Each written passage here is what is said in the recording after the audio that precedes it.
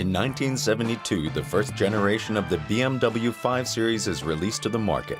Following the very popular new class, the 5 Series marks the beginning of an unbelievable success story. The first generation of the 5 Series was a big step towards modernity.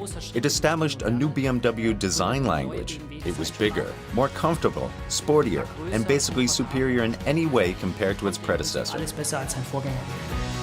Already in the 60s, the foundation for the BMW design is laid.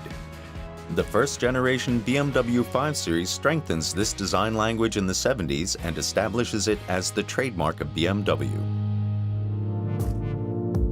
To provide the BMW 5 Series with a certain dynamic, we gave it a wedge shape so that the radiator grille would be reminiscent of a shark. The headlights with a diameter of 20 centimeters, which we were using back then, were difficult to integrate. By comparison, it's marvelous how creative you can work with LED lights these days.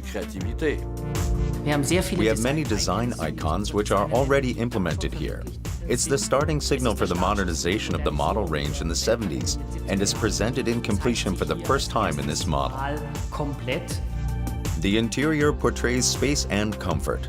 The instruments, switches, and control elements are grouped around the driver.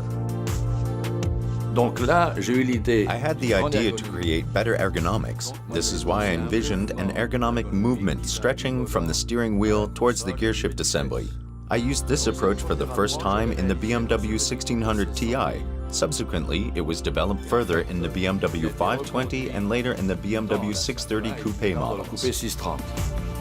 Inseparably of the first generation BMW 5 Series is the introduction of the model series nomenclature. We have single figures which identify the model series, followed essentially by two figures which represent the engine's cubic capacity. We deliberately left space between these single figures, the 3, 5, 7, and the 6 series, to be able to implement further models. At the heart of every BMW lies its engine. Looking under the hood, it already promises sheer driving pleasure. The 5 Series of the first generation is released on the market in 1972 in the 520i version with 4 cylinders, but the range of engines keeps growing.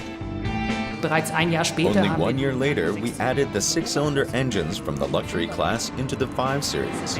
They are known for their smooth, quiet running, the distinctive BMW sound, and set standards in the upper mid-range class. For example, the BMW 528 packs an impressive 165 horsepower under the hood. Despite its weight of 1.4 tons, it accelerates from 0 to 100 in less than 10 seconds. Additionally, the subject of security plays an important role in the BMW 5 Series. For the BMW 520, we used computers for the safety-related elements. There was a type of roll bar at the roof, providing protection in case of an accident. In case of an impact, we calculated the crumple zones in the back and in the front with a computer. The production of the first generation 5 Series starts in the BMW plant in Munich.